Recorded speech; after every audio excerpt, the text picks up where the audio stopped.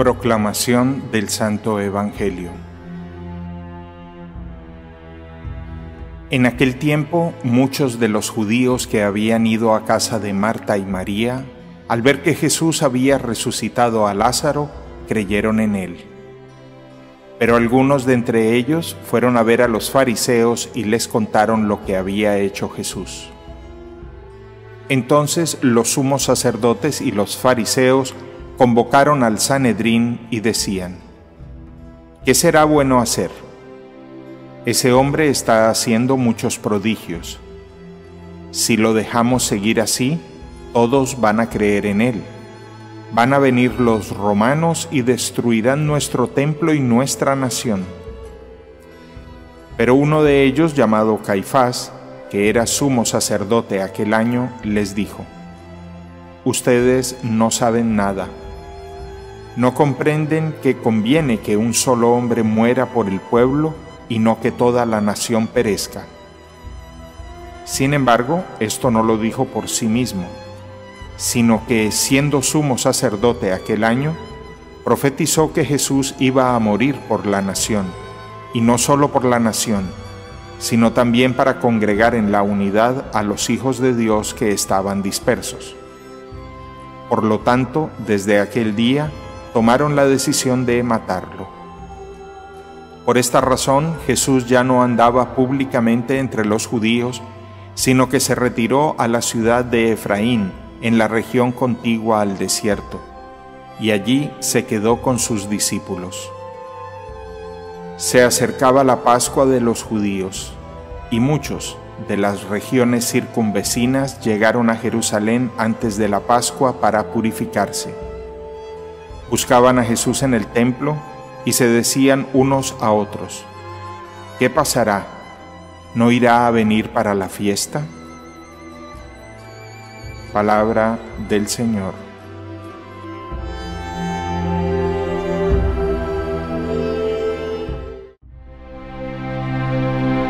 Vamos finalizando este itinerario, este desierto, este camino cuaresmal.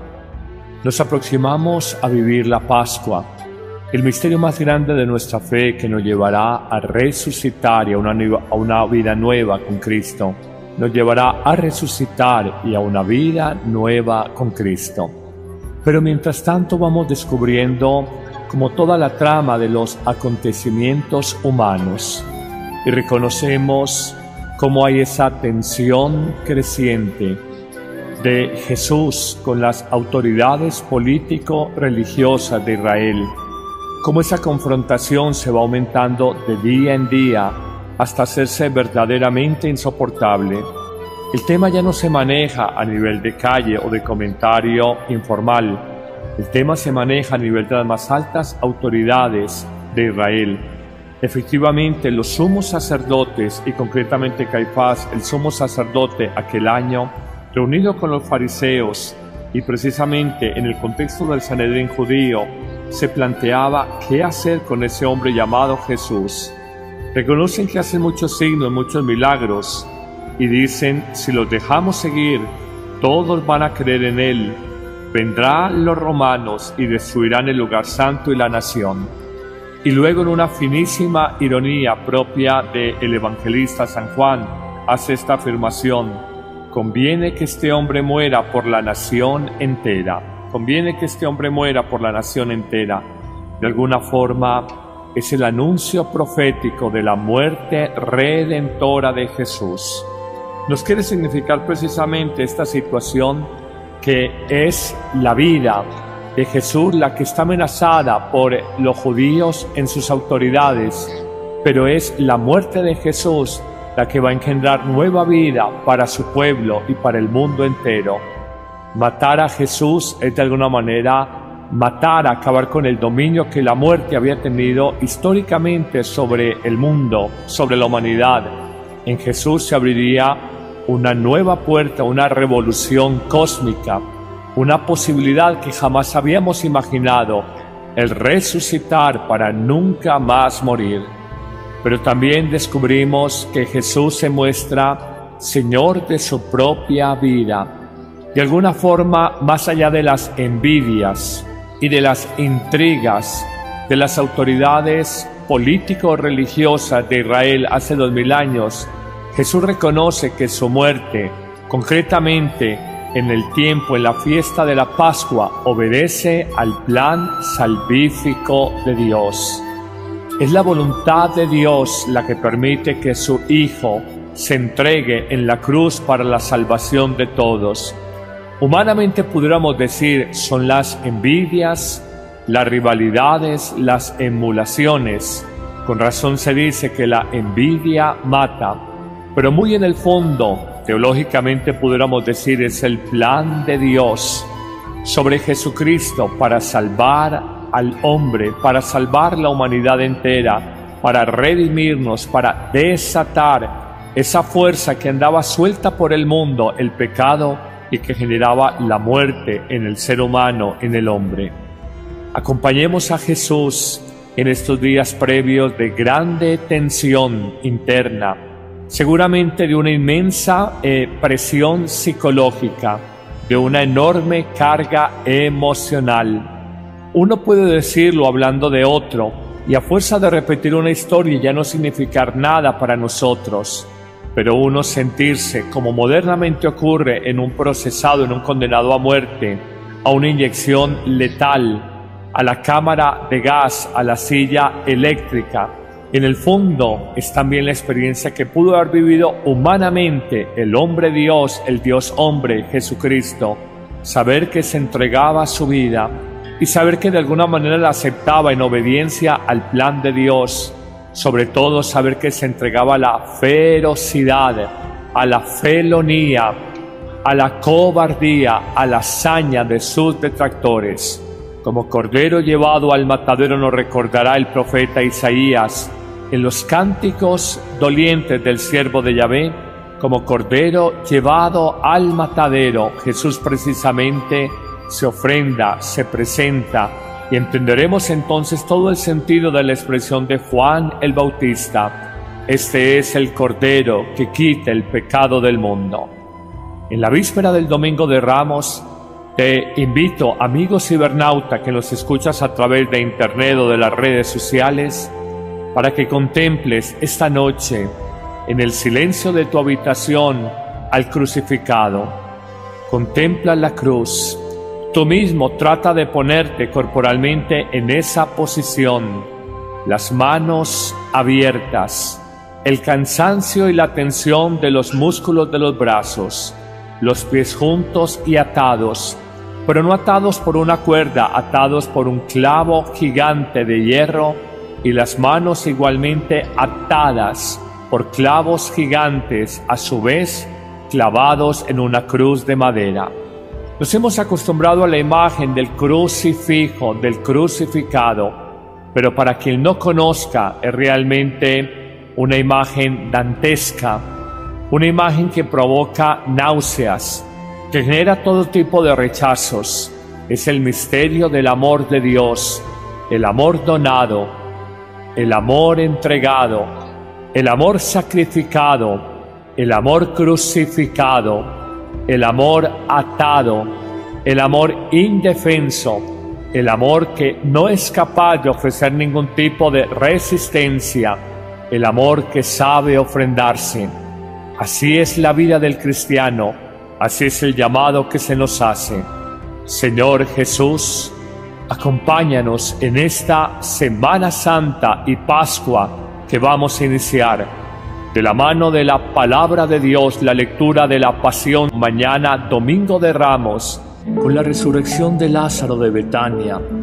Jesús de alguna manera impactó profundamente en la comunidad, no solo de este pequeño pueblo Betania, sino de toda Jerusalén. Sin embargo, darle vida a un muerto generaría sentencia de muerte a aquel que da la vida, Jesucristo. Nos dice en efecto el evangelista San Juan que es a partir de este milagro portentoso que obró Jesús, este signo de la resurrección de Lázaro de Betania, lo que hizo que el Sanedrín judío y las autoridades de Jerusalén tomaran la decisión de asesinar a Jesús. Pero hoy nos preguntamos desde lo puramente humano, más allá de que era el plan de Dios, plan providente y misterioso del buen Dios para alcanzar salvación para la humanidad, desde lo puramente humano, ¿qué encontramos para que se acabe con la vida de Jesús? Descubrimos 3 realidades que hoy también operan perfectamente. La primera, el pueblo judío quería preservar sus viejas instituciones político-religiosas. De alguna manera defendían a ultranza sus doctrinas humanas y sentían que Jesús era una amenaza para ellos. Segundo, ellos experimentaban envidia. No entendían cómo este rabino, este predicador, este profeta podía suscitar tantos seguidores, tanta admiración entre los suyos. El pueblo espontáneamente afirmaba que tiene este Jesús que no habla como otros rabinos, que habla con autoridad. Su mensaje es distinto, llega al corazón y llena la vida. Había celos o envidia de otros líderes religiosos que no aceptaban el nuevo liderazgo de Jesús. Pero habría también un tercer elemento en esta oposición que llevaría a Jesús a su crucifixión y muerte, y era el miedo que tenían los líderes religiosos y el rechazo a su mensaje. Encerrados en su pequeño mundo de privilegios, en su pequeño mundo de ideas religiosas preconcebidas, se cerraron al vino nuevo, al nuevo mensaje, a la nueva propuesta de vida que Jesús presentaba. Hoy se me da en pensar en el Papa Francisco, como muchas personas lo admiran, lo quieren y lo escuchan con atención y agrado, pero también hay que reconocer que hay algunos sectores dentro de la institución religiosa de nuestro siglo XXI que miran con sospecha su mensaje, que no reconocen la frescura de su evangelio actualizado al siglo XXI.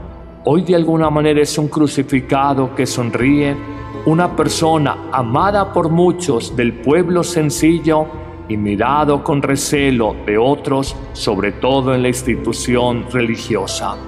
La historia se repite 2000 años después y sin embargo reconocemos que hace 20 siglos como ahora, Dios sigue obrando, Dios sigue salvando, Dios sigue dando nueva vida a aquellos hombres y mujeres de buena voluntad que quieren acoger el mensaje de Jesús.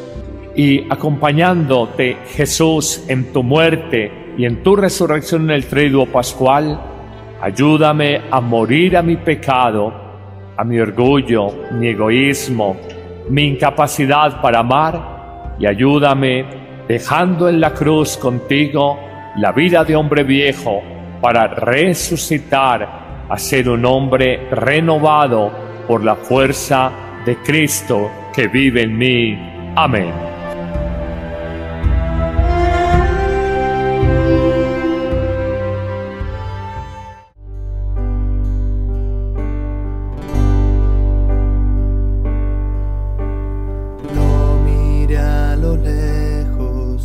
¿Hacia dónde estaba yo? Caminando a paso lento, cierto hombre se acercó. Me miró a los ojos y me dijo: sígueme, hoy te haré pescador de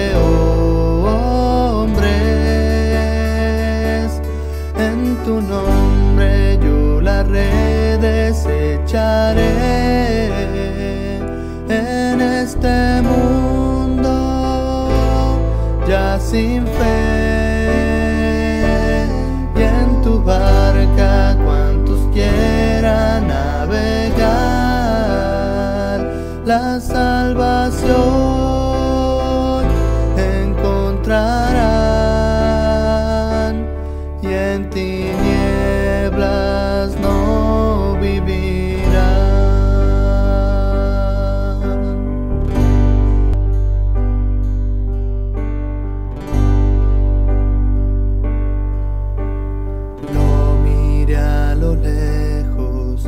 y hacia dónde estaba yo.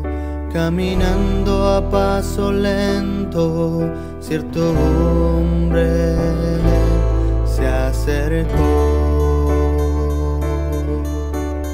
Me miró a los ojos y me dijo: sígueme, hoy te haré pescador de hombres. En tu nombre yo las redes echaré. En este mundo ya sin fe, y en tu barca cuantos quieran navegar, la salvación encontrarán, y en tinieblas no vivirán.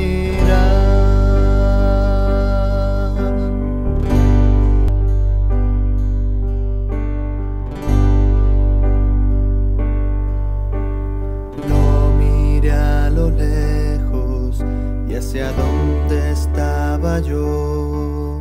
Caminando a paso lento, cierto hombre se acercó. Me miró a los ojos y me dijo: sígueme, hoy te haré pescador de hombres. En tu nombre yo las redes echaré. En este mundo ya sin fe, y en tu barca cuantos quieran navegar, la salvación encontrarán, y en tinieblas no vivirán.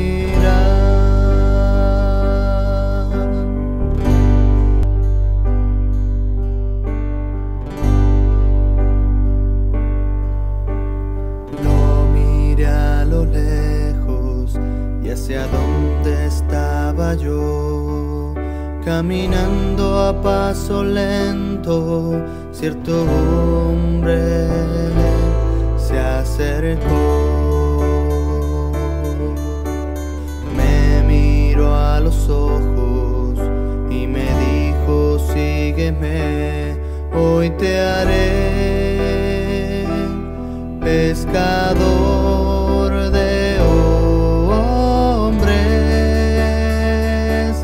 En tu nombre yo las redes echaré.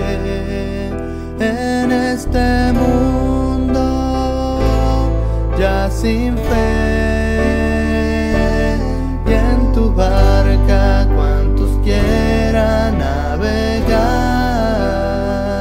la salvación encontrarán, y en tinieblas no vivirán.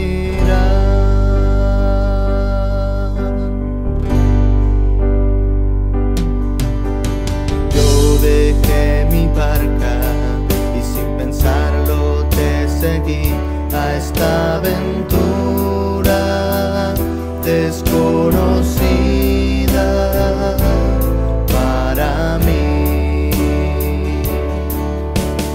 No traje alforja ni sandalias, mi Señor, todo lo he dejado por ti, Jesús. En tu nombre yo las redes echaré, y mi cruz tomaré. Y aunque a veces sienta yo desfallecer, sé que tú conmigo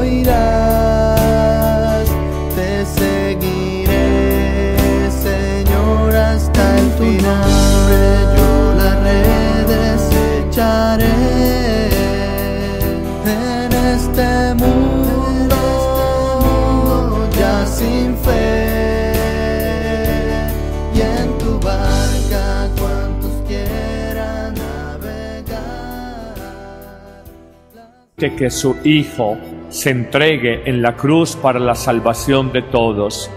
Humanamente pudiéramos decir son las envidias, las rivalidades, las emulaciones.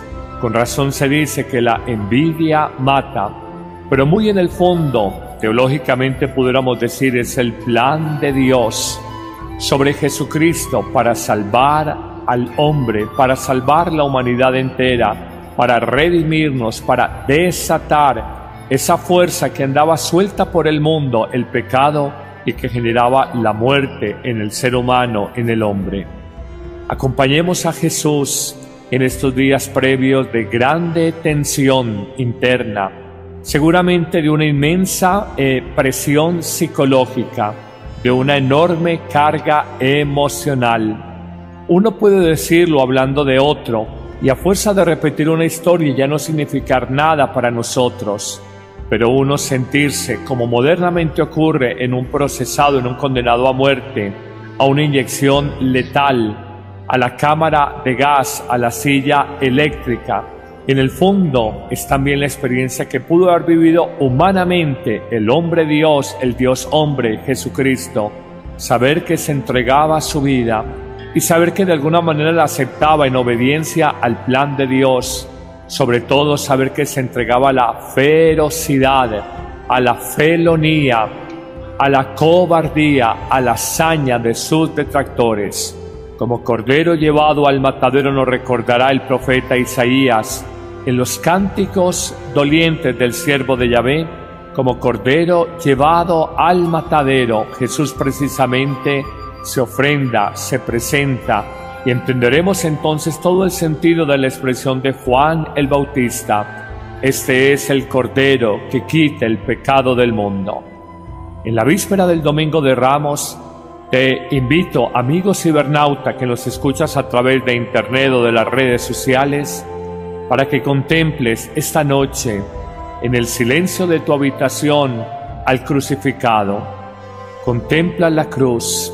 Tú mismo trata de ponerte corporalmente en esa posición, las manos abiertas, el cansancio y la tensión de los músculos de los brazos, los pies juntos y atados, pero no atados por una cuerda, atados por un clavo gigante de hierro, y las manos igualmente atadas por clavos gigantes, a su vez clavados en una cruz de madera. Nos hemos acostumbrado a la imagen del crucifijo, del crucificado, pero para quien no conozca es realmente una imagen dantesca, una imagen que provoca náuseas, que genera todo tipo de rechazos. Es el misterio del amor de Dios, el amor donado, el amor entregado, el amor sacrificado, el amor crucificado, el amor atado, el amor indefenso, el amor que no es capaz de ofrecer ningún tipo de resistencia, el amor que sabe ofrendarse. Así es la vida del cristiano, así es el llamado que se nos hace. Señor Jesús, acompáñanos en esta Semana Santa y Pascua que vamos a iniciar. De la mano de la palabra de Dios, la lectura de la Pasión, mañana Domingo de Ramos, con la resurrección de Lázaro de Betania. Jesús de alguna manera impactó profundamente en la comunidad, no solo de este pequeño pueblo Betania, sino de toda Jerusalén.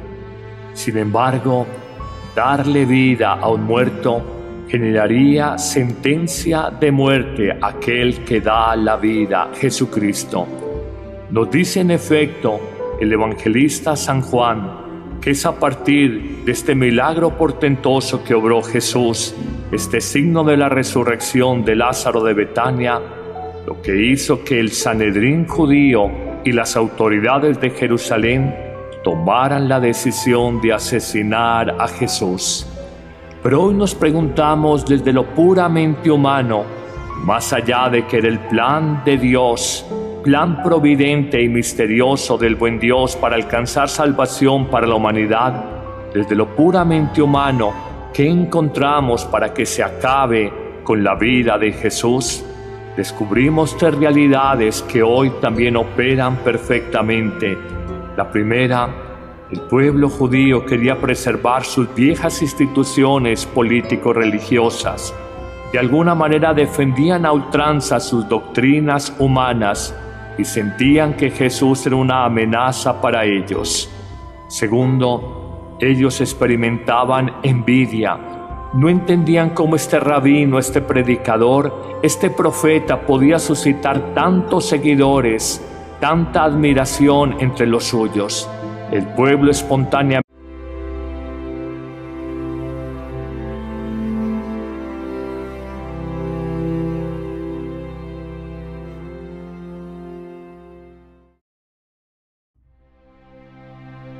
Proclamación del Santo Evangelio. En aquel tiempo, muchos de los judíos que habían ido a casa de Marta y María, al ver que Jesús había resucitado a Lázaro, creyeron en él. Pero algunos de entre ellos fueron a ver a los fariseos y les contaron lo que había hecho Jesús. Entonces los sumos sacerdotes y los fariseos convocaron al Sanedrín y decían: ¿qué será bueno hacer? Ese hombre está haciendo muchos prodigios.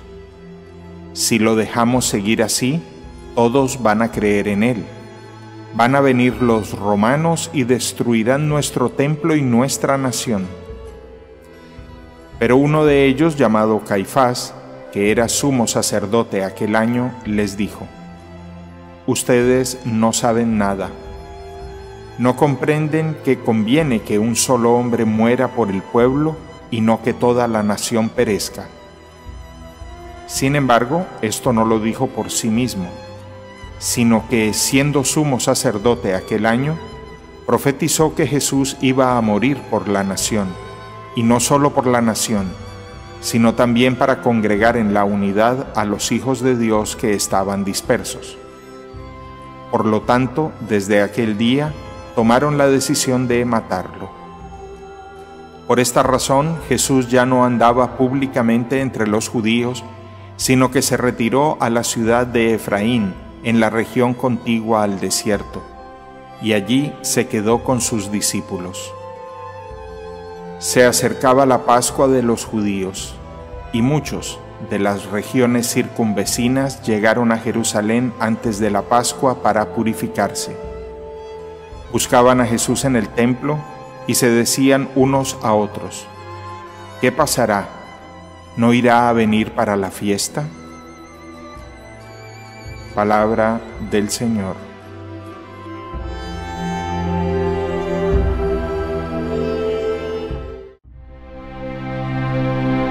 Vamos finalizando este itinerario, este desierto, este camino cuaresmal. Nos aproximamos a vivir la Pascua, el misterio más grande de nuestra fe. Mente afirmaba que tiene este Jesús que no habla como otros rabinos, que habla con autoridad. Su mensaje es distinto, llega al corazón y llena la vida. Había celos o envidia de otros líderes religiosos que no aceptaban el nuevo liderazgo de Jesús. Pero habría también un tercer elemento en esta oposición que llevaría a Jesús a su crucifixión y muerte, y era el miedo que tenían los líderes religiosos y el rechazo a su mensaje. Encerrados en su pequeño mundo de privilegios, en su pequeño mundo de ideas religiosas preconcebidas, se cerraron al vino nuevo, al nuevo mensaje, a la nueva propuesta de vida que Jesús presentaba. Hoy se me da en pensar en el Papa Francisco, como muchas personas lo admiran, lo quieren y lo escuchan con atención y agrado, pero también hay que reconocer que hay algunos sectores dentro de la institución religiosa de nuestro siglo XXI que miran con sospecha su mensaje, que no reconocen la frescura de su evangelio actualizado al siglo XXI. Hoy de alguna manera es un crucificado que sonríe, una persona amada por muchos del pueblo sencillo y mirado con recelo de otros, sobre todo en la institución religiosa. La historia se repite 2000 años después y sin embargo reconocemos que hace 20 siglos como ahora, Dios sigue obrando, Dios sigue salvando, Dios sigue dando nueva vida a aquellos hombres y mujeres de buena voluntad que quieren acoger el mensaje de Jesús. Y acompañándote, Jesús, en tu muerte y en tu resurrección en el triduo pascual, ayúdame a morir a mi pecado, a mi orgullo, mi egoísmo, mi incapacidad para amar, y ayúdame, dejando en la cruz contigo la vida de hombre viejo, para resucitar a ser un hombre renovado por la fuerza de Cristo que vive en mí. Amén.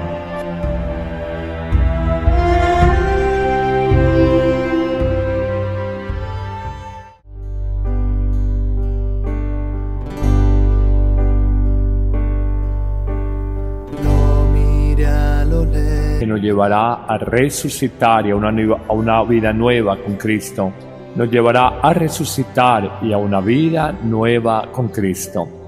Pero mientras tanto vamos descubriendo como toda la trama de los acontecimientos humanos y reconocemos cómo hay esa tensión creciente de Jesús con las autoridades político-religiosas de Israel. Cómo esa confrontación se va aumentando de día en día hasta hacerse verdaderamente insoportable. El tema ya no se maneja a nivel de calle o de comentario informal. El tema se maneja a nivel de las más altas autoridades de Israel. Efectivamente, los sumos sacerdotes, y concretamente Caifás, el sumo sacerdote aquel año, reunido con los fariseos, y precisamente en el contexto del Sanedrín judío, se planteaba qué hacer con ese hombre llamado Jesús. Reconocen que hace muchos signos, muchos milagros, y dicen, si los dejamos seguir, todos van a creer en él. Vendrán los romanos y destruirán el lugar santo y la nación. Y luego, en una finísima ironía propia del evangelista San Juan, hace esta afirmación: conviene que este hombre muera por la nación entera. Conviene que este hombre muera por la nación entera.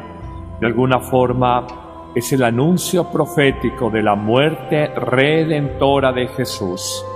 Nos quiere significar precisamente esta situación, que es la vida de Jesús la que está amenazada por los judíos en sus autoridades, pero es la muerte de Jesús la que va a engendrar nueva vida para su pueblo y para el mundo entero.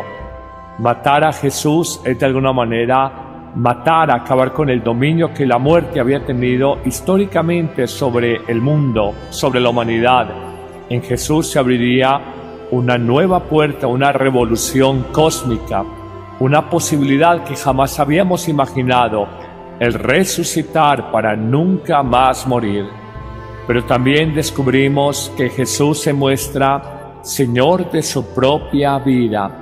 De alguna forma, más allá de las envidias y de las intrigas de las autoridades político-religiosas de Israel hace 2000 años, Jesús reconoce que su muerte, concretamente en el tiempo, en la fiesta de la Pascua, obedece al plan salvífico de Dios. Es la voluntad de Dios la que permite